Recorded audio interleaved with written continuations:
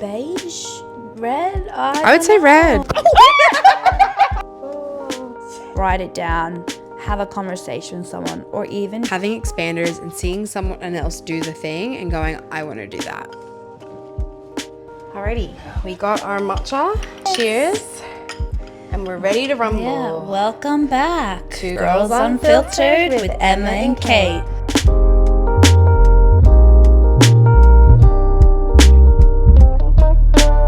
I'm Emma. And I'm Katie. And we are sisters who love chatting about health, fitness, relationships, friendships, personal development, yeah, health, all the mindset. things. Mindset, all the things. So we're going to start with our highs and lows of the week. So Katie, you go first. What's your high of the week? Okay, my high of the week is definitely getting back into a gym routine. So for the past 3 weeks, I've been sick on and off, so I haven't been consistently going to the gym.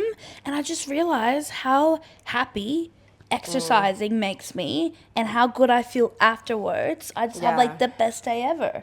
Like Tuesday and today, which is now Thursday, I gymmed both days, and after that workout, I'm just in the best mood ever. And it was great. On Tuesday, I'm on school holidays, but like we got to gym together. Like we got up early to gym together, doing our separate programs, but still interacting with one another. It was beautiful, glorious. What was your high? So I am a high school teacher. So being on school holidays is amazing. Like having so much free time and freedom with my time. Like literally, I am getting paid to just be at home for 2 weeks. And don't get me wrong, holidays are great as a teacher, but we get those paid holidays because we work so hard during the term. So my high is being on school holidays, getting to spend all my extra time now gymming, cleaning my space, and content creation. Like I've literally just deep dived into making content, editing, like planning this podcast, all the things, and I love it. It's just making me reminding me why we love doing this.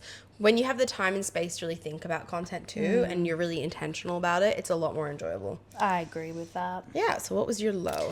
My low is probably this week was just like feeling a little bit of extra stress and pressure with being like a uni student, because at the moment from being sick I'm a bit behind with my uni work, and I have a lot of assignments to do, so it was just like navigating this week of like managing my stress and my time, which now I've done that, so now I'm like overcoming that low, but that did bring me down. So how have you managed your stress and your time?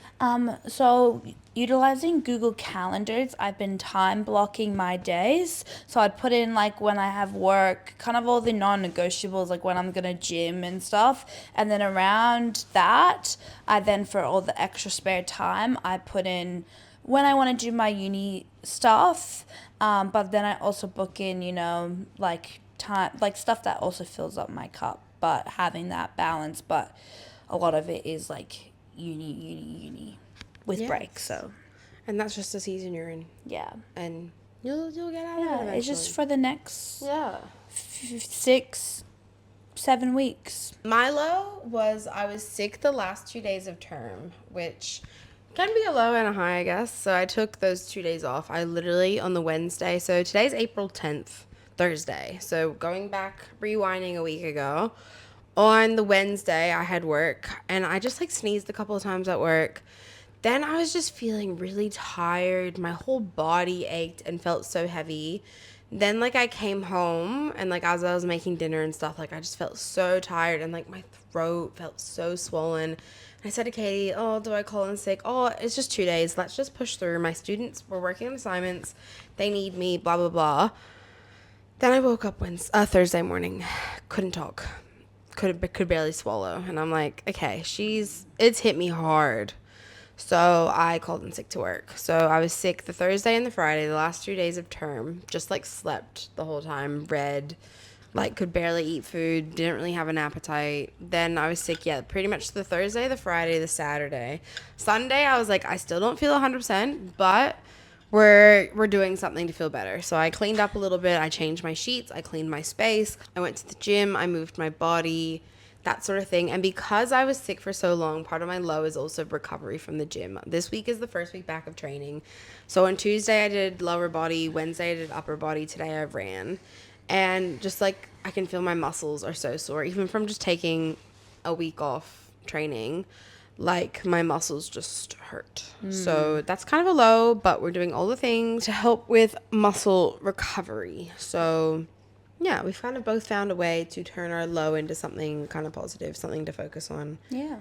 Yeah, nothing terrible. Life's pretty good. We're pretty grateful. Yeah. Okay, so I thought as our fun little segment for today's podcast would be to do like a red flag, green flag, but like personal development edition. So I'm going to say a statement about some, like not any specific people, but just a statement about personal development, and we can agree if that we think that's a red flag or a green flag. Okay. So we'll start off with a really simple one. Reads books.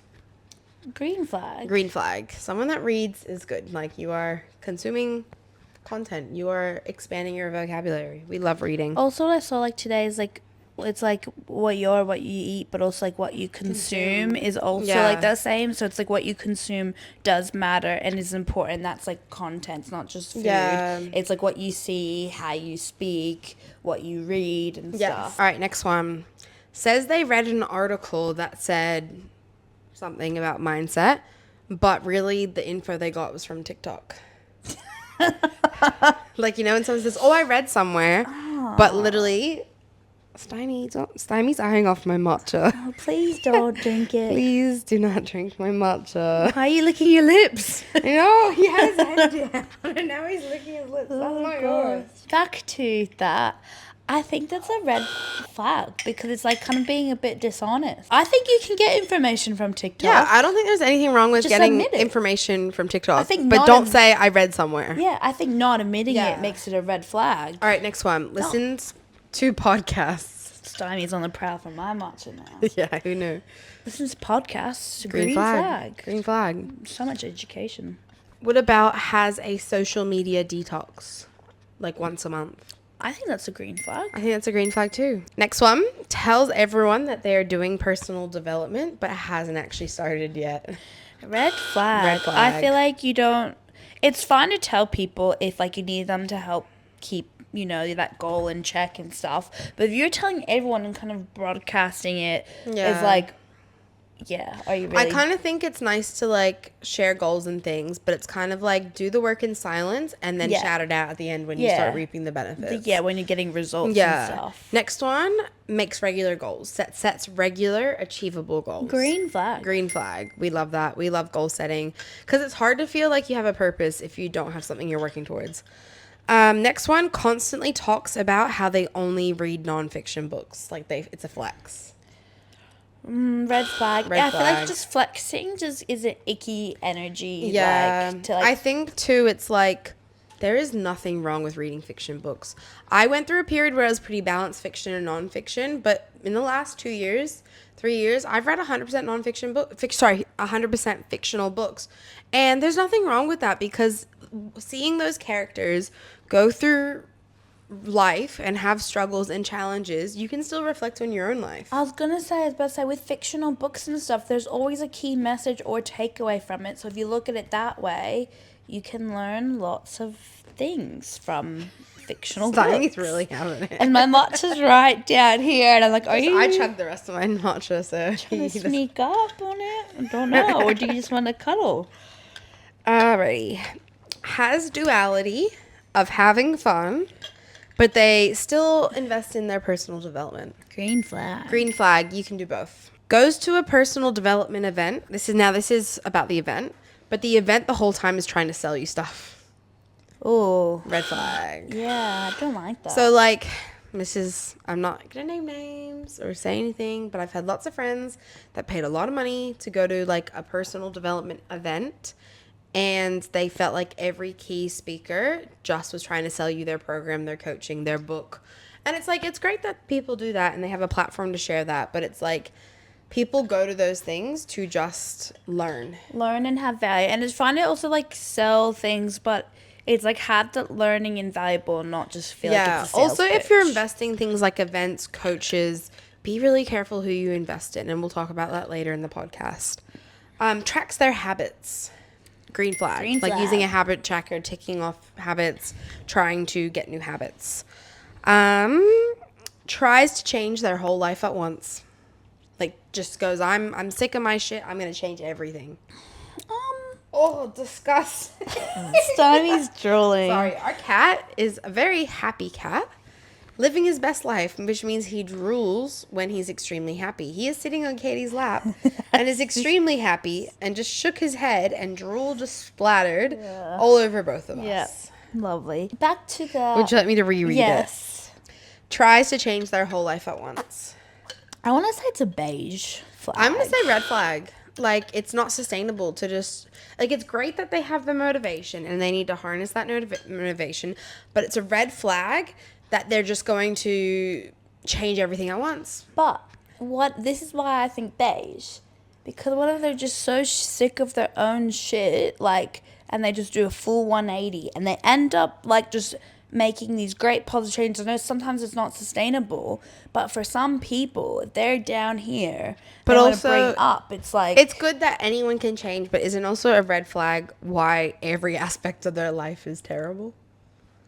You don't know what That's their true. story is. That's true. You know, Beige. they could have Beige. packed up all their things and leave the country and go to a new place and start fresh and make these good choices. I'm just saying that that's why it's beige, but also, like, making a lot of changes at once might not be sustainable. Will they fall back into old habits? I would say, maybe. for the person, it's a beige flag to surround yourself with people like that.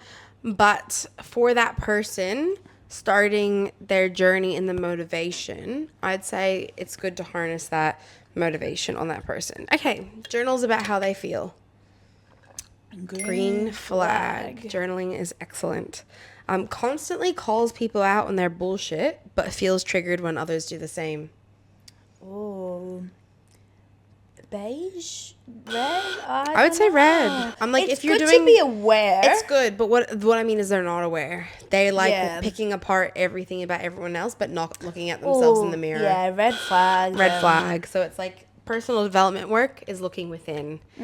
I know once you look within, you become aware of other people's habits. Yeah.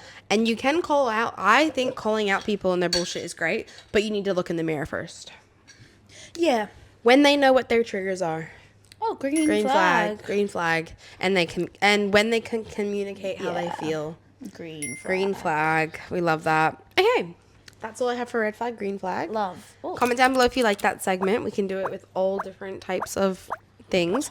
So now our main segment, as we started talking about today, is personal development journey. So I first want to start off by giving a trigger warning, because through talking about this, one, we're not experts, but through talking about this, we're going to talk a lot about personal experience. And our personal experience includes mental health journey, struggling with mental illnesses such as anxiety or depression. So if this is something that triggers you, don't continue, or just be self-aware of how you feel.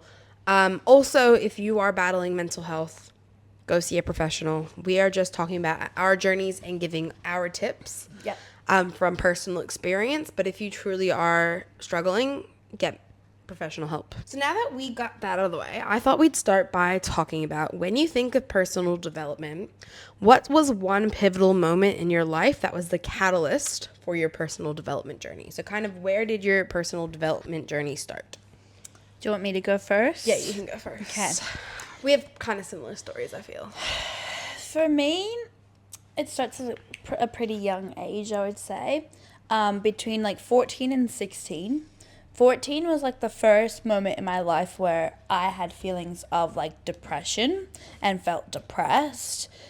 Very like So sorry, what grade level was that in school? Grade 9. So like, think about high school student, you're like 2-3 years into high school. And then 15, 16, so kind of grade 10, grade 11, that's when I kind of overcame the depression feeling, like deep down. I mean, I still didn't feel like okay, but I could function normally, but it took like most of that year of grade 9. And then around 15, 16, so grade 10, 11, I experienced anxiety for like the first time and had really bad panic attacks and this or that. And it was to the point where I was so anxious of going to school, would be like crying, panicking, feel like I couldn't breathe at just the thought of going to school and being around people, which was like a very low point in my life. And that, I think, was the catalyst of starting. Yeah, so like of that. when you went through those struggles, what made you think, like, did you think, oh, I need to get out of this pit? Yeah, Or I like felt I need like I help? was trapped in like a hole and felt like I Yeah. needed help. Did I seeked help through like seeing a naturopath first, which isn't necessarily personal development, but it was crucial to the start of the journey because it helped me kind of get out of the Also, hole. we love our naturopath. We have the same naturopath. She's been seeing us since I was 18 and you were about 16. And now I'm 26 and Katie is 24. So a very long time. I was talking to Yeah. Tracy the other day about, like, you've been treating me for, like, So long. what is it, 6 plus 2, 8 years. That's like a big chunk. Like, she saw me as a teenager going through all the things, And all the uni. grief, uni. Like, she's seen probably some of the roughest points in my life. Yeah. Like, so I think it's also her herself is very, like, she's very holistic, very, like, a bit woo-woo spiritual. Like, she would tell us, like, oh, you're feeling like this, full moon's coming up, like, be aware of this. Or she would give us some good resources, like, hey, read this book, Yeah. or follow this account on Instagram, and just to be kind of lean into kind of how we feel and how the things around us. Yeah. So So she made us a bit more self-aware of how we feel. yeah, and I feel like seeing someone, even though it's about your health, but when they look at a holistic health point of view, they're looking at your physical health, your mental health, and then your emotional It's also well-being. because a lot of the trauma, turmoil, that kind of stuff manifests in your body. Yeah. So that made me really self-aware of like how I was feeling and really in tune to how I was feeling. And that for me was the catalyst of then going to more personal development and understanding what anxiety was, like why do I experience it. Read a book, How to Be Yourself, which is about your inner critic. And Did she all of recommend that book, or how did you find that book? Mom Oh, okay. knew Yeah, someone that knew someone. recommended about 3 different I've also read books. that book. We'll show the cover at the end. Yeah. It's called How to Be Yourself by It's down there. by Ellen Hendrickson, PhD. Yeah, because I think she's a Is there anything else you want to psychologist. add, or should I? I think that was the start of my journey. Yeah. So that was the catalyst of having anxiety, seeing a naturopath, and then reading this book of How to Be Yourself, which was a few years later. But yeah. Yeah, I would say for me, kind of similar, but it's a bit different. I was trying to think about what was the pivotal moment for me. And I'm kind of thinking when I was a bit older. So, like, 21, just turned 21. A few months later, went through a breakup. So, first love, first breakup, like, really rough. Like, I felt like my life was over. I became very depressed, had anxiety, and I think I had anxiety for a long time, but that moment made me realize it. Like, I was in denial that I had any sort of anxiety, whereas Katie's story is a bit different because she experienced anxiety from a pretty young age, and she kind of knew but didn't, no diagnosis or anything properly till later on. Quote me if I'm wrong. But, like, I would see the way anxiety affected Katie. Like, I remember distinctly, like, your first proper panic attack. We were at the gym in a fitness class. Yep. And she just, like, fight or flight mode. She had to, like, leave. I was so Like, overwhelmed. Was so overwhelmed. And it was just something like I just felt like part of it I think was feeling like I couldn't breathe, but then being overwhelmed and then like I'm surrounded by heaps of people. Yeah. Then I could feel like then I just had this inner turmoil going, and then I'm like I need to get out of this place, and I was like hyperventilating, crying. Yeah, and I remember she's like, I need to leave, and I was like, what do you mean? But so seeing Katie experience anxiety, I was like, I don't feel like that. I must not have anxiety. Or our parents having depression. I'm not like that. I must not have depression. But for every single person, it appears differently. So that breakup, like, even my ex at the time, like, first breakup, you know, you don't want to just cut contact off straight away. Or that was stupid of me to, like, keep talking to them, but they're like, you're not you, like, you need to get help, blah, blah, blah. People around you are like, you're really struggling. So it was that, and realizing I have anxiety, I have depression, like, that really, like, was a low point. Like, I thought my life wasn't worth living because I didn't have someone to share with, which makes me, like, want to cry. Just thinking about little Emma, thinking, like, I needed that missing puzzle piece to, like, complete me, and it was like I was complete on my own. And then just being sick of my own shit. Like, just being sick of, like, for me, being like an ex-people pleaser before diving into personal development, dealing with anxiety, having like relationship with our parents as well, like feeling like I had to do things to feel loved, feeling like it was like a lot of different things. Like I realized I was a people pleaser. I was also, when I was younger, from like the age of like 18, maybe even 16, 17, 18, I was so extroverted. I dreaded alone time. I would procrastinate going to sleep at night because that was the time I was alone with my thoughts. Like for me, I was like, the only alone time I need is taking a shower. Every other part of my day, or using the toilet, every part of my day, I was surrounded by people. I was so extroverted. We are different people. So different. We are chalk and cheese, but we get along really well. But like I was so extroverted where I didn't want to spend a single moment of my day by myself.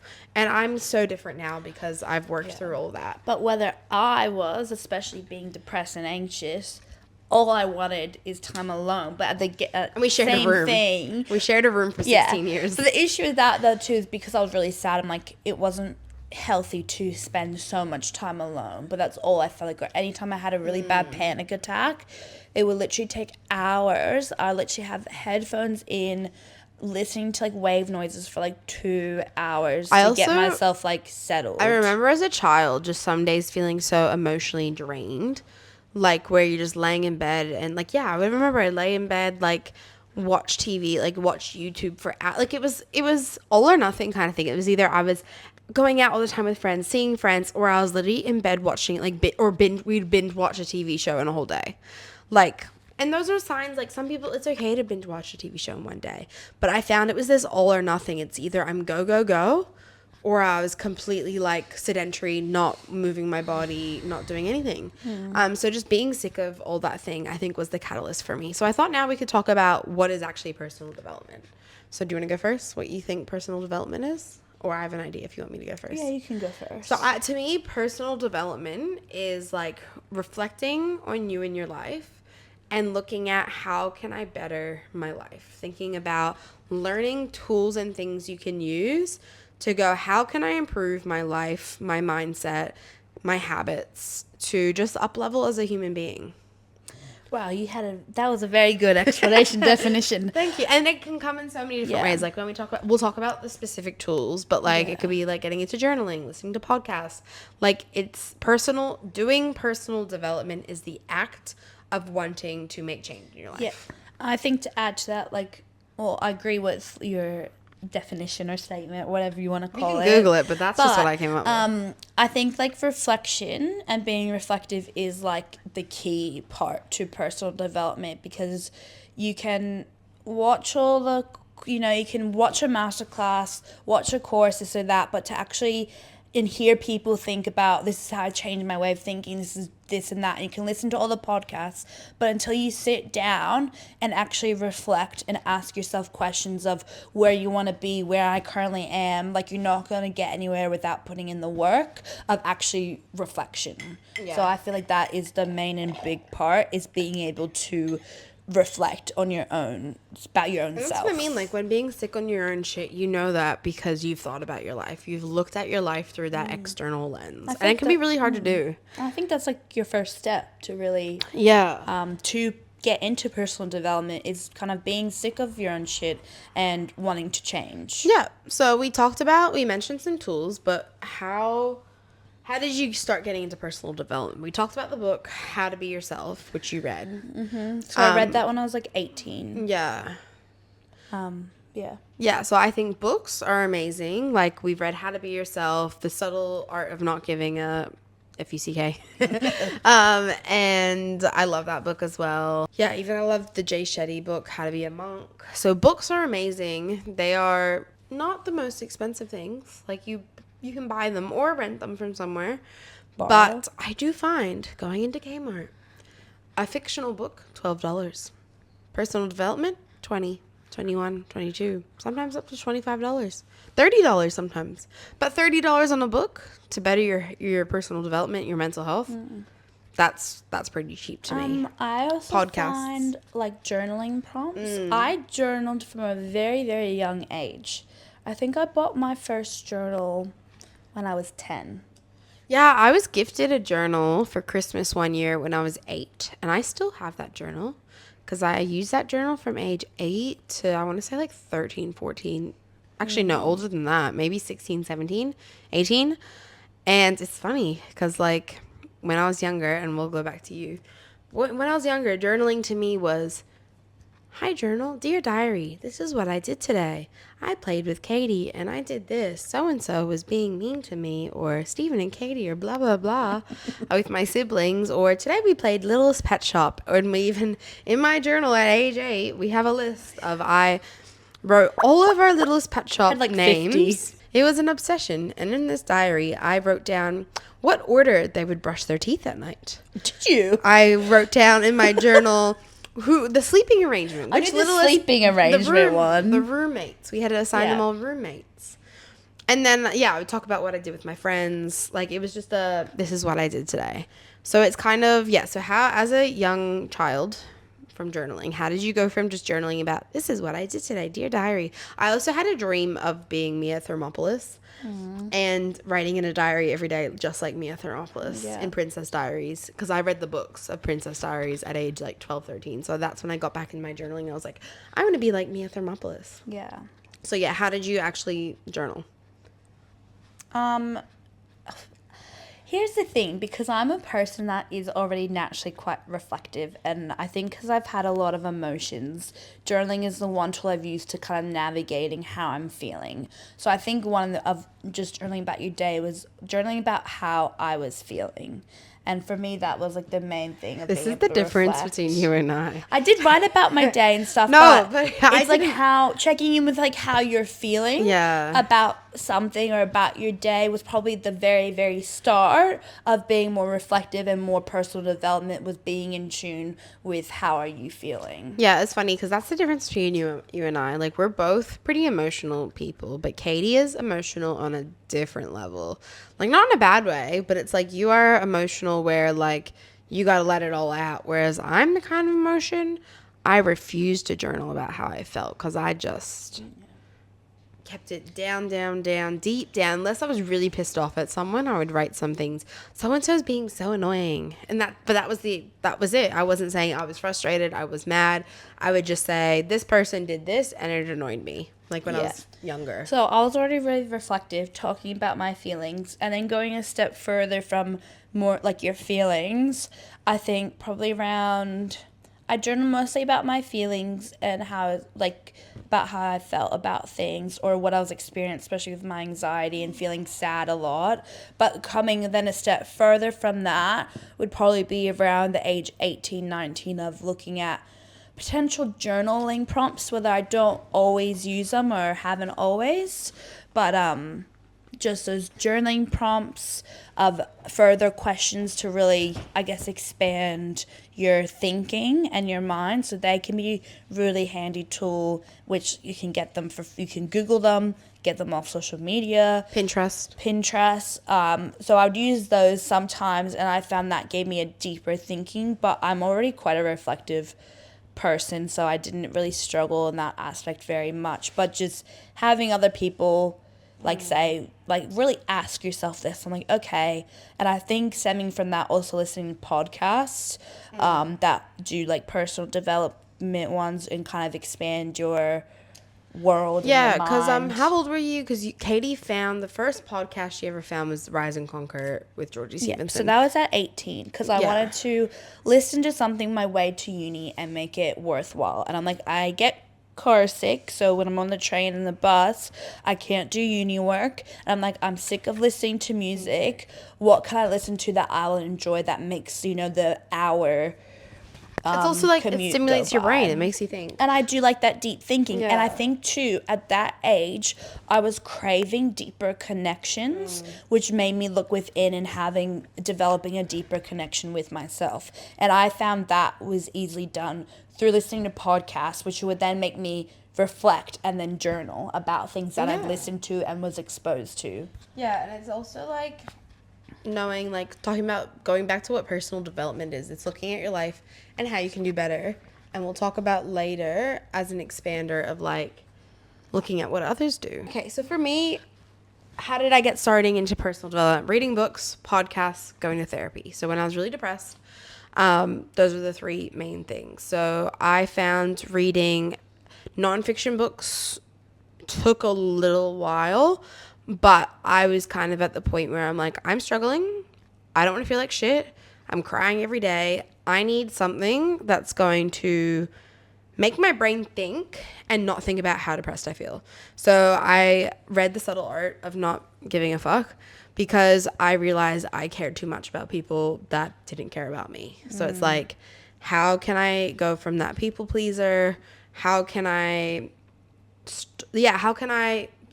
put myself first, basically? Then basically being told by everyone else, Emma, you're depressed, you're anxious, I can't help you, which is really heartbreaking for your mom to look at you in the eye being like, I have no idea what to do with you, I can't help you. Your friends trying their best but saying, hey, this is out of what I can give you support for. Like, I had a lot of people in my life was like, I'm really sorry you're feeling this way, but there's nothing I can do to make it better. And that was a real shocker. Like, I had this feeling like I need someone to save me. I need someone to help me and guide me and love me. But I didn't know how to do that myself. So I went and saw a psychologist. So I went to Headspace. So if you're a child all the way up to age 25, you can go to Headspace for free. So this was during 2020 as well, during COVID. So not only were we told to basically stay at home, I was going through a breakup, not working as much, not being able to go to the gym. You can think about gymming is a huge coping method for stress for myself. All of that was taken away. So I was like, okay, I got to look myself in the mirror and think, how are we going to change this? And it got to the point where I was like, I actually need help. Like not to be dramatic. And this is why we put the trigger warning. Like, I literally did not want to live anymore. Like, it's really sad thinking. And I knew I never would hurt myself, but I literally couldn't stand being alive. Like, it was quite sad. So I was like, the only way out is to get help. So professional help. So I went to Headspace. I had to I remember I called, you have basically an initial phone call with them. And I was basically went through a breakup. It's 2020. I'm struggling. And then they even said there's a huge wait list. I had to be really, really honest and be like, I'm really, really struggling. I need to be up. They're like, are you they basically kind of asked where you're at, what priority. And I was basically put at high priority, where I think I only waited maybe 8 weeks. So the wait list was 6 months, and they bumped me up to the top. I had an amazing psychologist that I didn't really open up about exactly what happened. I wouldn't even use names. I would just tell her how I felt. I said, this big thing has happened in my life, and I feel like this. And she really helped me validate my feelings, cope with my feelings, and really gave me tools to realize, yes, you do have anxiety and depression. Actually getting that diagnosis and putting labels on it can be, a lot of people think about a lot of different things about putting labels cannot be the best. Even in health, it's do you need a diagnosis? Do you need a label for this? But sometimes it does help, but it's really easy to use that label then and to be well, I have depression, I have anxiety. So it was she was you do have anxiety, you do have depression, but this doesn't have to take over you. This is not, mental illness isn't who you are. It is just, we're going to give you the tools to cope. We did imagery stuff and heaps a bunch of stuff of how can I cope with the grief of that relationship in my heart, the feelings of sadness, the feelings I'm not good enough, I'm a failure. I worked through all those things in therapy, and then she suggested other books to read. So I read The Happiness Trap by Russ Harris, which was written by a psychologist, because it's also this idea, and this is really important with personal development. This is why I think everyone should go to therapy and do personal development, is our brain's natural state is not happy. So we have this narrative where everyone should just be happy all the time. Our natural brain state is not happy. It's this neutral, even this negative mindset. And you actually have to put in work to feel happy. And for me, that was the biggest wake up call. I was what? And this is what the whole book is about, The Happiness Trap. It's we all think we have to be happy all the time, but it's actually no. It's work. You have to put in effort. You have to put in the work to feel happy, to take joy in the small things. Plus, too, to feel happy, you need to know what it feels like to feel sad or to have other emotions as well. Like, you can't feel that pure joy and happiness without having the other side of things. Yeah, like it is very much, you have to have the duality. You have to be at your lowest of lows to appreciate the highest of highs. And I was grateful the lowest of lows only lasted like 6 months. Then I started to, get my spark back, becoming who I am a bit more and growing rapidly. Like personal development too, it's like you will naturally grow as a person through experience, life experiences, things, like just any random things. Like, think about when you're a child. You then become a teenager. You have different friends. You go to high school. You become more independent. Then, you graduate high school. You go to uni. You have to then take public transport.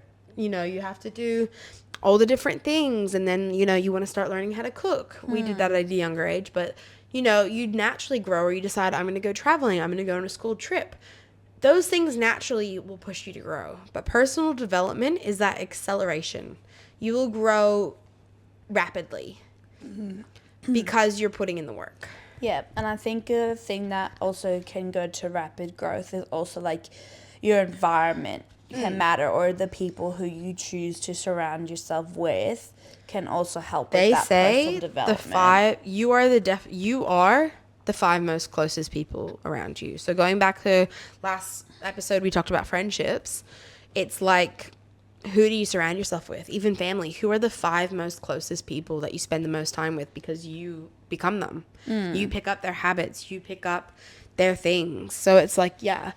So I thought we can shift gears and talk about kind of like, that's the beginning of our personal development journey, mental health, all the things. Now I was thinking, like, let's talk about like the middle ground stuff. So after we kind of had this big up level from dealing with anxiety, depression, seeking help, that sort of thing, then I think like it was 2020 and 2021 was when we started like properly investing into personal development. So we started with books, podcasts, but this is when we started investing in courses. So I did the Rise and Conquer project in 2020. And we kind of like up leveled through there. So do you have anything that really up leveled you after you kind of started that journey? Or do you want me to talk about what I did? I think let's talk about what you did first, because I think for me, timeline wise, Different. I think mine is a little bit after you. So Yeah. we'll So follow I the would timeline. say, yeah, break up, read books, listen to podcasts, consume content that made me feel good. Then coming like 2020, I think it was like June, July, August. So I was starting to feel better. I was feeling better about life. I was seeing my psychologist weekly or every fortnightly, that sort of thing. Then I invested in the Rise and Conquer project. It was the second round that Georgie Stevenson did. She was basically talking about how you can change your life, and I was like, great, I want to change my life. It's like I went from feeling crap, thinking life wasn't worth living, to now actually, no, life is worth living, but life is what you make it. So let's make it right. Hannah Montana. But like, yeah. But it's like, yeah, you make it, so let's make it right. Let's make it right. Anyway, so yeah, like life is what you make and create. So I saw her preaching about all these things of you can manifest your dream life. You can do whatever the things you want to do. And I was like, oh my gosh, I want to manifest my life of living at the beach one day, of doing all the things, of having the perfect partner, of graduating uni, not being a failure, because at this stage I still was working through being a failure, because I was, by 2020, that had been my 3rd year of uni. I was still at UQ. I would have just applied. I would have just started at QUT. So I transferred from UQ to QUT. This was my 4th year of uni. All my friends had started graduating, and I felt like I was a failure. So I was like, let's manifest my dream life where I am educated, have a degree, have a cool job, have a cool life, have a cool partner. Still haven't had that yet. But I was about to say, I was now. very attracted to locking in that feeling of joy of the things I wanted. So I did it. I also met up with some lovely girls. There was one girl so I went to the Gold Coast one evening for a picnic with a bunch of the other girls that were also doing the Rise and Conquer project. And one girl was really talking about her spiritual journey, about her grandparents. Like, her grandma was a Reiki healer. She was telling us about angel numbers, spiritual signs, butterflies. And I started to realize, oh, like, that's really cool. And I was asking her more about, tell me about angel numbers, tell me about these things. And then, like, I realized, like, reflecting, I was like, oh, like, my mom's quite spiritual. She rubbed us down with essential oils as a child. And I kind of thought that was a regular upbringing. It's not. It is She not. did a whole healing touch sort of course. Yeah, like with essential oils when and I was knowing sick, aromatherapy. when I was sick, she would like massage me with all these essential oils and things. Yeah. And I just thought that was and like pretty put normal. them on like your feet and But certain yeah, and before bed, places. she would like get her little pendulum and do like she basically put like essential oil through her hands, and we'd always giggle and laugh and do like these ones. And but you go like this with the microphone. Oh, sorry. Woo! Okay, yeah, and like be like, yeah, vent tent kind of essential oils, putting them over us. We'd be like, me and Katie shared a room at this stage because we were like 8 years old. I was 8, she was like 6. We're like giggling, hee hee hee. But it raised like, your vibes. You'd it be like did. sick and feeling like but we'd sad. be giggling, Like, like, Mom, what the heck are you doing? Like, she just, it was so weird. But you to would get us. like the tingles. Yeah, you got tingles. Like, it was like energy, and things like that. So I was talking to these girls about, oh, okay, I do, like, I was raised spiritually, like in a way, the woo, the healing, woo. the woo. I was raised through the woo. I was raised for the woo. We believed in God. Didn't really know much about the universe, but now I was learning more about manifestation, the universe. I'm the creator of my own life, and I was like, this is great. This is cool. And like how the girl was talking about like angel numbers, I was like, cool. So if I see like 111, that is a sign from the universe telling me this. Like, how cool is that? And then I started seeing like angel numbers everywhere, and I was listening to the Rise and Conquer podcast, and she also talks about angel numbers, and it was just like everything was in alignment where I was learning about all these things from all these different people, all from doing that course. And I thought that was really amazing. Yeah, you found like the synchronicities. Yeah, and then we continued listening to podcasts, but also because then me and Katie at the stage were listening to the same podcasts, it gave us something to talk about. It shifted from having like deeper chats, talking about these things, how we feel, how we're navigating our anxiety. I remember I also apologized to Katie, being like, I'm so sorry, I didn't know what anxiety was. I couldn't help you. Then I finally had the tools where I understood my anxiety, and Katie could then explain to me her anxiety. And it was this beautiful thing that we were having deeper conversations. We are connecting on a relationship and how we can support each other, especially still living with our parents who were also battling their own things as well. Also, like on that note with anxiety, I feel like for me, it took me a long time to actually figure out like why I was experiencing it and like sort of thing. So I spent years not being able to explain it to anyone of why it's happening or what is happening. So to be able to communicate that was also really big turning point and an important thing. Yeah, definitely. And then so I did like the Rise and Conquer project, do it for the future self. I set like regular goals each year. And like back then my goals were just kind of like the same every single year. Like save $1,000, find a boyfriend, lose weight, that sort of thing. But setting goals was a good thing. I think that also led me down to doing personal development, realizing I can have the life of my dreams, and dealing with our mental health a lot better, setting goals, that sort of thing, journaling properly, meditating. Like in 2020, we did at-home workouts, we were doing yoga, regular meditation, sitting in the sunshine, baking. We found different outlets that were different from just going to the gym, because for me, the gym was stress reliever where I didn't have to think about my emotions, but it gave me that release to then actually looking completely inward of actually journaling how I feel, actually writing instead of like being frustrated that I can't talk to someone that's no longer in my life. I could journal and actually write a letter to them saying all the things I want to say, because I'm very much someone that's can be very confrontational.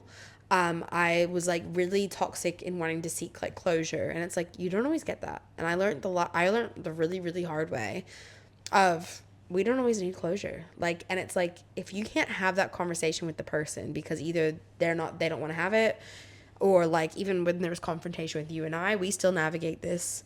It's better for me to just go and journal about it, get it all out, because I'm the kind of someone I need to talk it out with someone, but that's not always available to me. So I would be very toxic in the way where I was demanding, pushing people and saying, no, we need to talk about this, and people getting really angry with me, and then me getting really angry and upset with them, and then being like, you're making me feel this way. And it's like realizing, actually, I get to choose how I feel. No one can make me feel a certain way.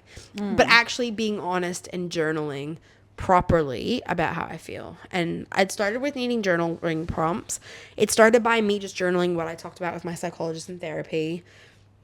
And then, meditation. And also getting a PT. In 2021, I got my first PT, which is Chloe.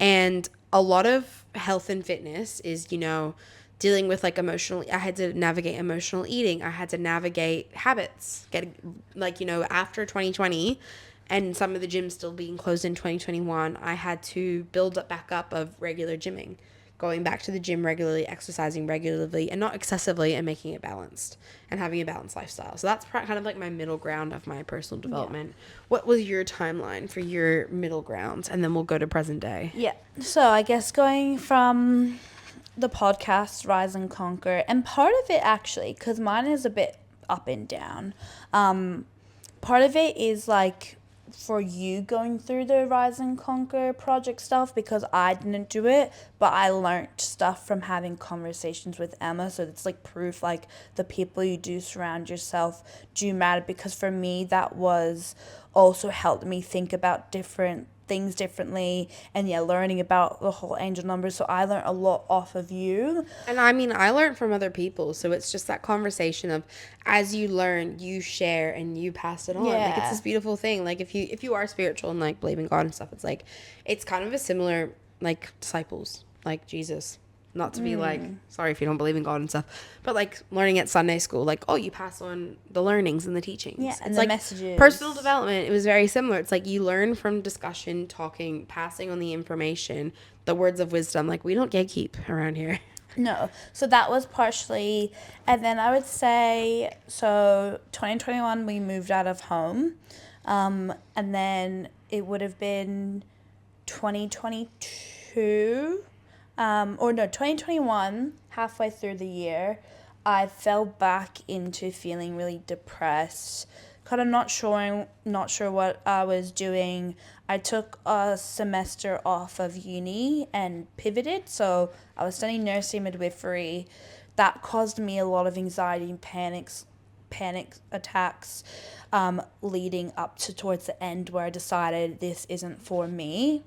I got back into listening to like some podcasts, but I was very depressed at that point. I took 6 months off from uni, and it took me a while to kind of pick myself up. And what made you realize that you didn't want to do what you're studying?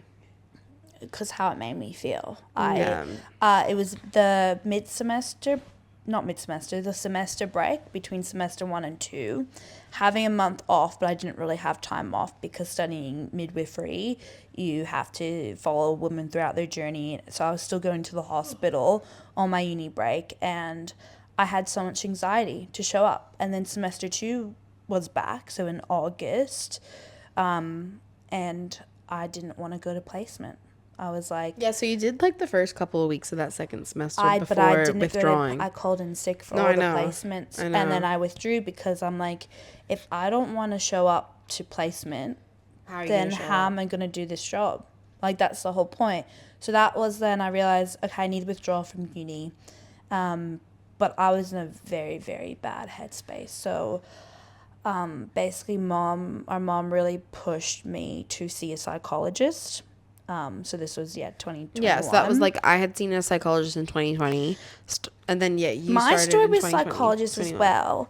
I was seeking out a psychologist in 2020, 2021. Sorry, we moved out. We moved out of home in 2020. I said 2021, but I meant 2022. Oh, yeah. We moved sorry. out. So in 2020. I had a psychologist, saw them in 2020 and 2021. Then we moved out. We decided at the end of 2021 that we're going to move out. But we didn't actually move out to 2022. Sorry. And also for the timeline too, if you're comfortable with sharing, like you also went through a breakup in 2019. Yes. And then 2020. Then you at the end of 2020, going into 2021, you met your now partner. Yes. And then it was at the end of 2021, we decided to move out, leave a toxic situation, living with our parents who were getting divorced. Then at the beginning, was it August of 2022 then? You decided to drop out of uni for a semester. 2022, where I decided to take a break from uni, deferred, and I wasn't planning on going back to nursing midwifery. I knew that wasn't for me. But for me, seeing a psychologist, the journey was, I knew from like 2020, 21, I should see a psychologist. But I actually tried to go see one in 2021 and go through Headspace, but they had such a long wait list that I was pretty much told, we can't help you for like 6 months. And yeah, because I think when I got into Headspace one, I explained, I was like, I need help now. So they let me in. But at that stage, like, people were only, like, 2021 that's when we had all the lockdowns. People were struggling even more. Whereas 2020, people were struggling, but not reaching out for help as much. And that's when you could get more they doubled psychologist appointments. Yeah, through the government. So a lot more people were seeking help, which is great. But basically, I'm like, my parents are going through a divorce. I think I really need to see someone. Like, I'm really struggling. But basically, I was told, like, oh, they can't see me. So basically, I didn't see a psychologist. Then 2022, so I deferred uni. I fell into quite a spiral of, like, feeling depressed, anxious, really sad. Like, I was emotionally eating. I felt like I couldn't get out of bed some mornings. Like, I would call in sick to work because I just felt like getting up was too hard. And I remember it would be even times like you'd be getting ready for work crying and just going, I'm not doing this. And then like getting under and then crawl like back into bed. Or she'd be showering and like being like crying. And I'm like, is everything okay? She's like, I can't go to work. And even in that time, like, I barely spoke to Emma as well. She would lock herself in a room.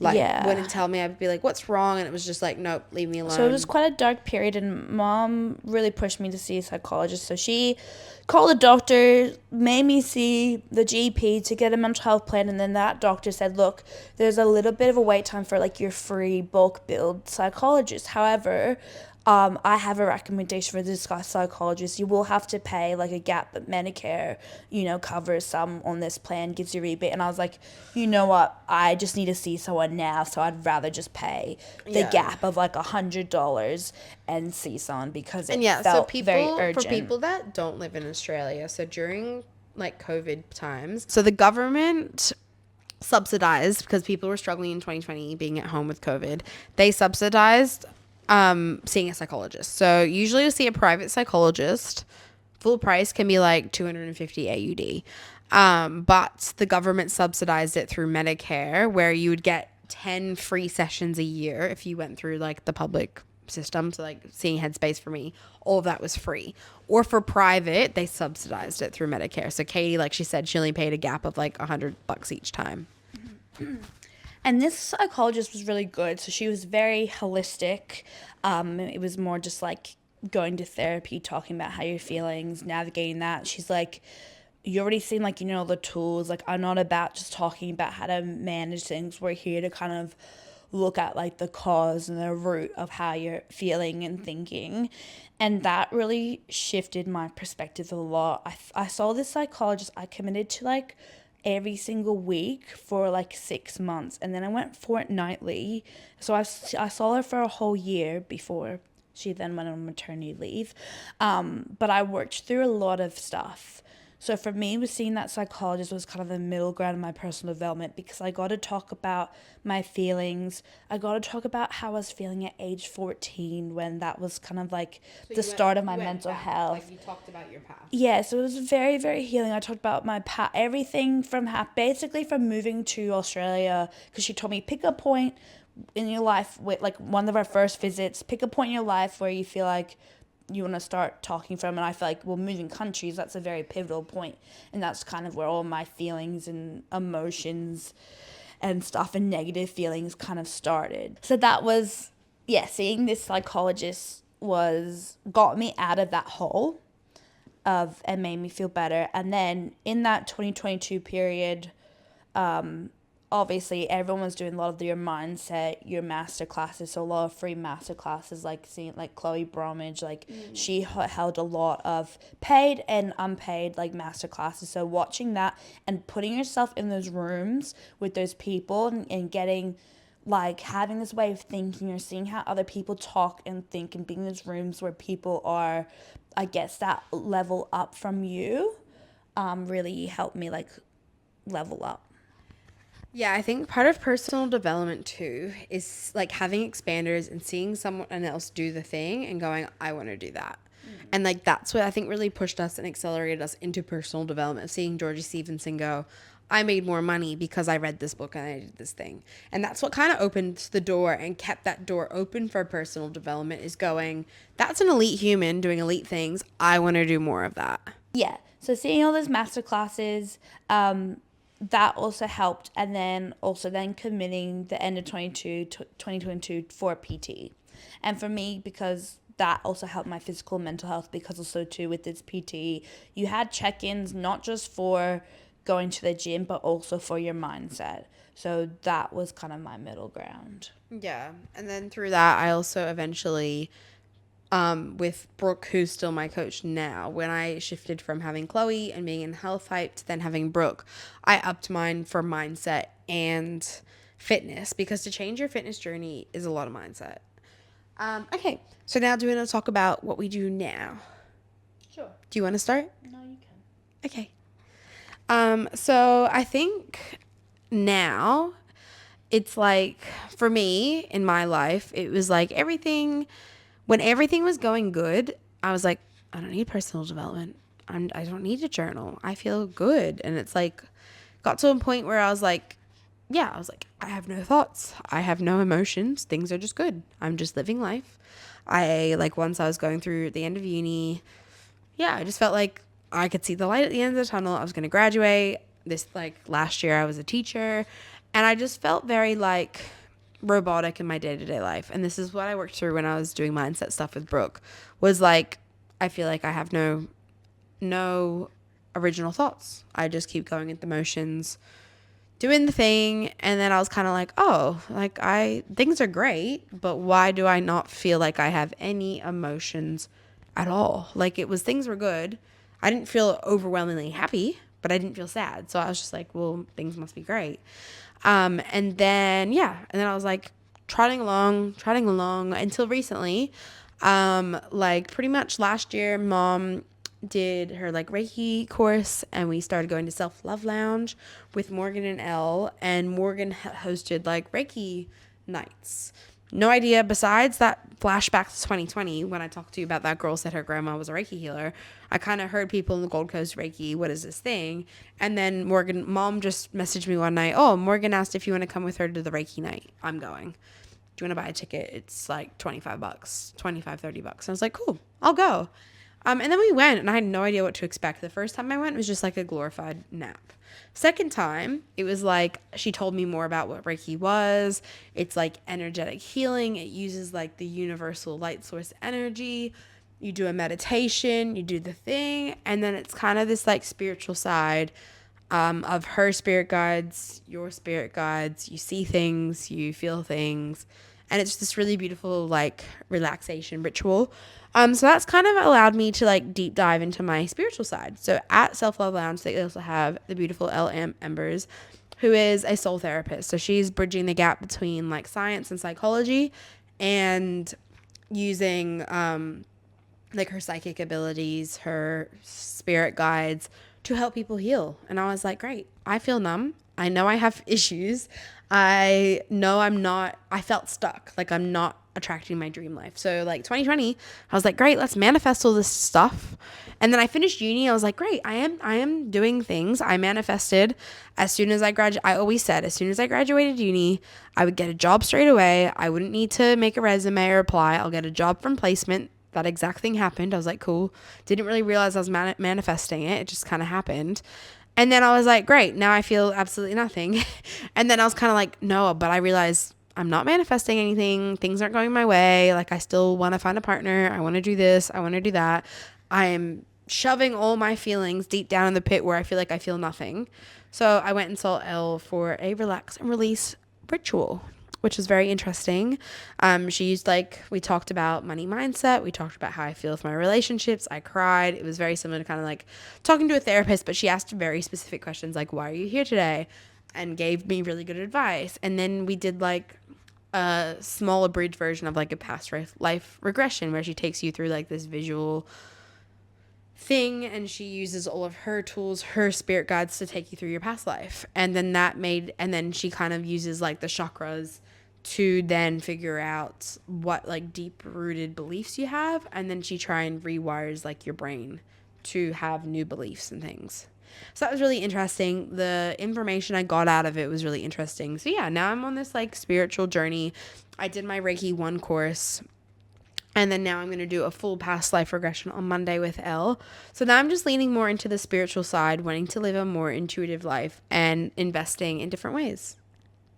And Kate and I are currently doing the Abundance Academy together, which is by Rise and Conquer, Georgie Stevenson. Okay.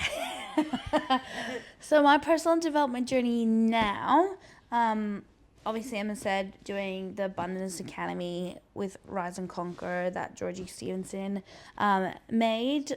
So that's to kind of work on that money mindset. I think for me at the moment is like getting into more specific things, or like finding like gaps or what I want in life. I feel like I've had a lot of reflection of what do I actually want in the future, and working towards that manifestation and living in alignment.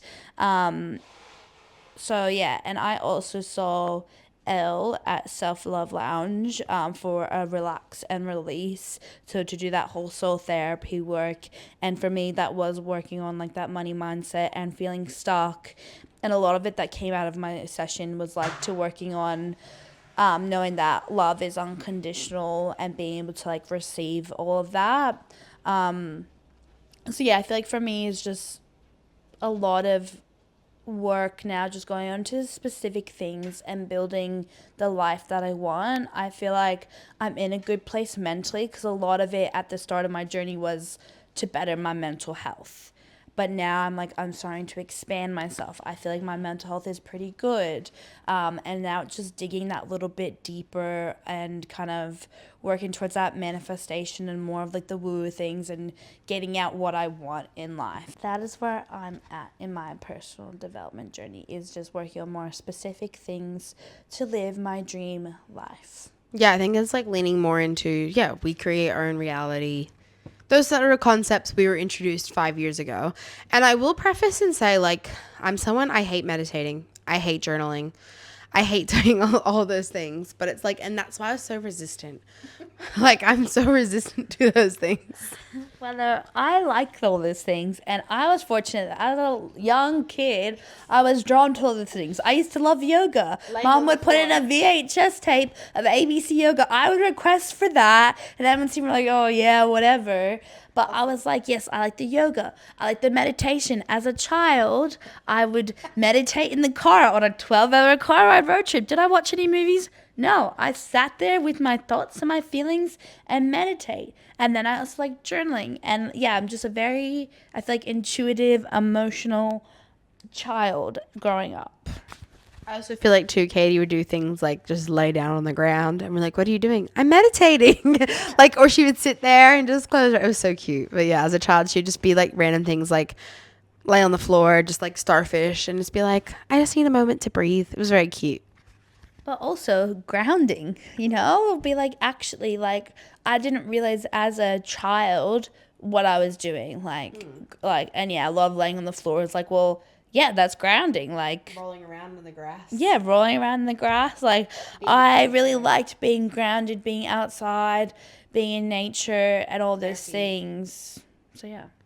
Yeah, definitely. Okay, I think to close, we will then talk about our top tips for someone starting their personal development journey. So I'll kick it off with, it's okay if you don't like meditation. It's okay if you don't like journaling, but there are different ways to do it. Like, so even for me, journaling sometimes is writing in a journal. I actually listened to a podcast the other day where they said, for some people, like, I find my brain thinks faster than I can write, my hand starts like cramping up. But you could literally just scribble in the journal. Like, you don't actually have to write words. It's the process of thinking and then like pretending you're scribbling, and the thoughts are still flowing intentionally. Or you can do things like leave yourself a voice note. Some people find that a bit awkward talking to themselves, but actually just talking about loud, hey, this is what I feel right now as things come up. What's a tip that you have? Mine is like, it kind of goes to journaling, but it's kind of just reflection. So you can either choose to write it down, have a conversation with someone, or even just thinking to yourself. So you could be in the shower and kind of having a check in with yourself. How's my day going? What went well? What didn't go well? What do I want to improve? How did I feel? Thinking about situations too. Like, say you had a conversation with someone and thinking, or a confrontation and thinking, how did this make me feel? Did I actually deal with this well? Could I do this better? And thinking, what kind of person do you want to show up as every single day? And just reflecting to yourself, whether that's journaling or just thinking or talking about it to someone, I think is a really good tip. Yeah, my next tip is, I think this is like two tips in one. Like, I'm gonna put the two tips together.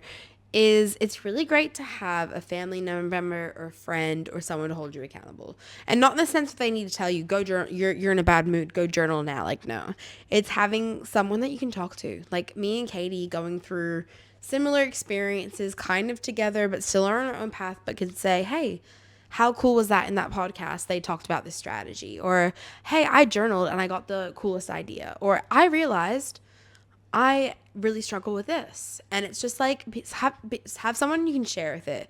But then my second part to that tip is personal development can be for everyone, but it is something that you cannot push on someone else. So it's very common in your own personal development journey. You're like telling your family, this is great, you should try it, I love meditation. But it's personal development for a reason. You're on your own journey. You have to want the help yourself. Will have to want to invest in yourself, and you can't push that on other people. So have people you can share it with, that you can have deeper conversations with, that you feel comfortable to feel vulnerable, because you will feel vulnerable. You will maybe feel triggered at times. You might be processing some really deep, struggling emotions. You might have previous trauma that you are dealing with, hopefully with a professional if it's that case of things. But you might be trying to do things on your using therapy tools, personal development all together to help you. And that's just something that everyone needs to figure out for themselves, what works for them.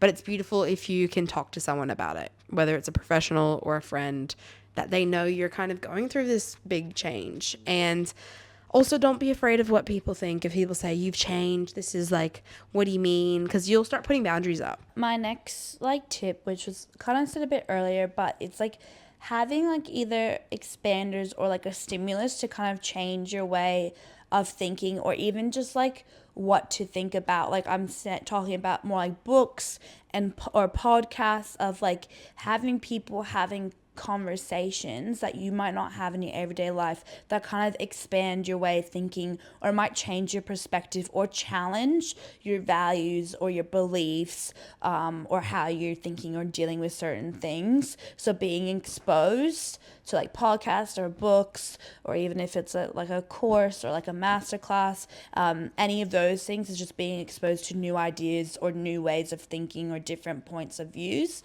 I think is really important in your personal development journey.